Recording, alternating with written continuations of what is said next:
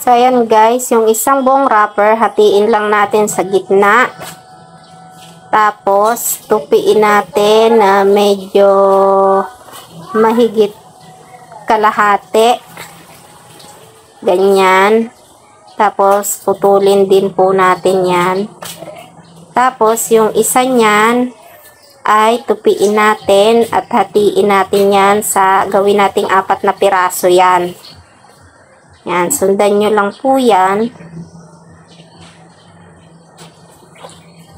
Yan. Yan, 4 na siya. Tapos, yung isa doon sa malaki, hatiin natin sa 2. Ganyan lang. Yan. Medyo nahirapan pa sa cutter. Yan. So, ganyan.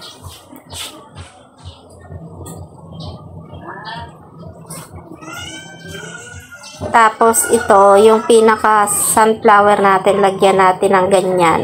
Para takip naman po yung stick niya. Tatakpan natin yung stick. Yan. Madali lang po yan.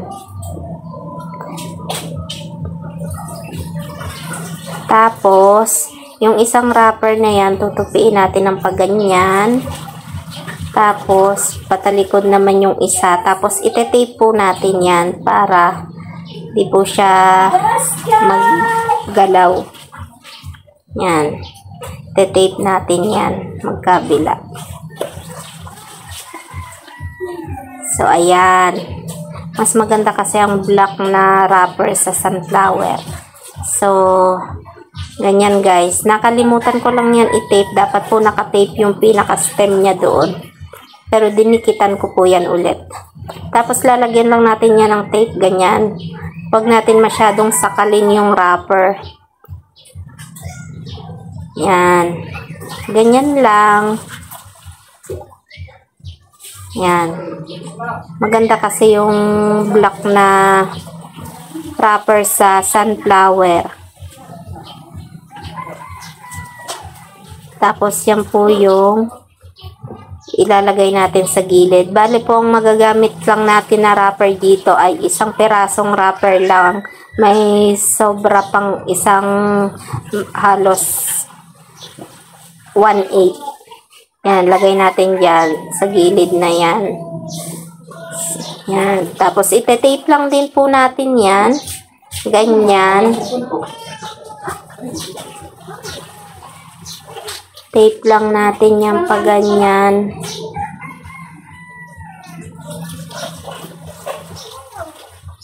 Tapos yung kabila. Ayan. Siyempre, yung pag-tape po niyan sa pirasong yan, medyo mas mababa kumpara doon sa isa. Sa una nating nilagay para maganda siyang tingnan. Yan, ganyan lang. Madali lang naman po mag-wrap niya. Nung una, siyempre, na hindi pa ako sanay, mahirap. Pero ngayon, sanay na.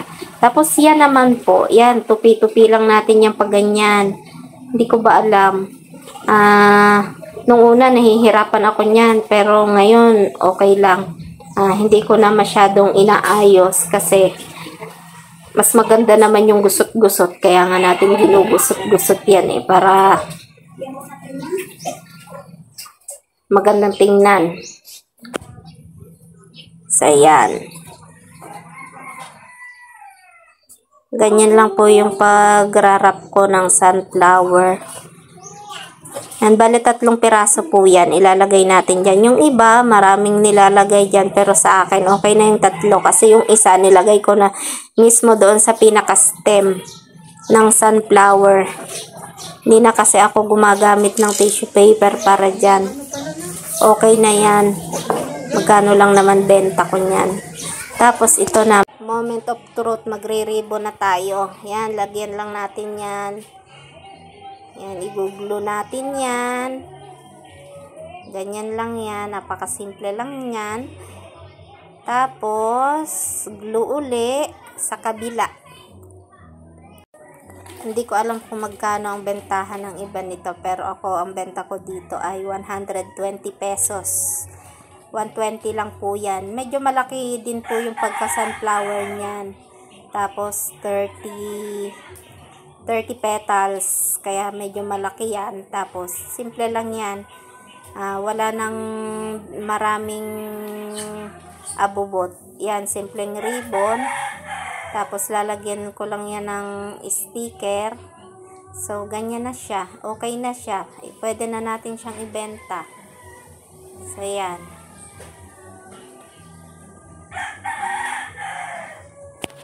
So thank you for watching guys. Maraming salamat.